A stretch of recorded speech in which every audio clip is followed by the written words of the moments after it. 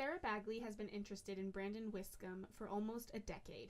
So we grew up in the same ward, actually. I moved into the ward when I was like 7.5, and he was my brother's best friend, my older brother's best friend. And since I was like 12, I've had the biggest crush on him because he was like so cute. He was tall. He played basketball in high school. He's like super worthy priesthood holder. Just like all the girls in the ward were like, oh my gosh, Brandon Wiscombe, like he's so cute. Finally, in September of 2017, Sarah began dating the man of her dreams.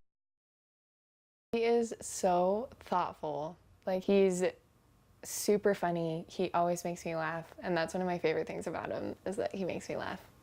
And so between the two of those, I'm so happy all the time. It's great. Despite the happiness within their relationship, there is one setback. It's a long-distance relationship. While Sarah is studying music performance at BYU Idaho, Brandon is preparing for med school at BYU Provo. It sucks. But it's really like we've figured it out. Like we've been dating since September and all of it has been long distance. Sarah says one of the challenges she and Brandon face is communication. I get in my head a lot more than if I was in person with him. For example, when it was like halfway through our relationship so far, he wouldn't ever tell me that he missed me, and he would just kind of like he assumed that I knew that he missed me, that like I knew he missed me, yeah. But he never would say it to me. And it was like before we had said I love you and stuff, and so I was kind of like, one day I literally just asked him, I was like, do you care? Do you miss me when I'm not there? And he's like, yeah, I miss you all the time. Like I see couples on campus and it drives me crazy. And I was like, okay, just making sure. And he's like, why do you ask? And I was like, you never say it to me, you know, like, and so it just made me like feel insecure and things like that about it at the beginning. But just like communicating that to him and saying like, it's really nice to hear every once in a while that like you miss me and that I'm not there. And he's like, oh, okay, I'm sorry. And so now he'll tell me all the time that he misses me.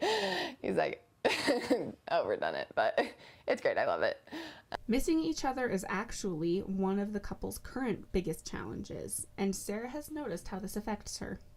It just gets hard to like, for me to focus on like things here sometimes when like I miss him so much and he's not here, and like I want to be there instead because I want to be with him, and so it's hard to like focus here and like get things done here still, and remember to like live in the moment where I am in Rexburg instead of like always wishing and wanting to be with Brandon in Utah.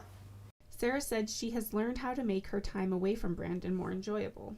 It's easier to like not be with him when I'm busy here. And so like trying to keep myself busy with school or like with, you know, people that are here, my roommates, things like that.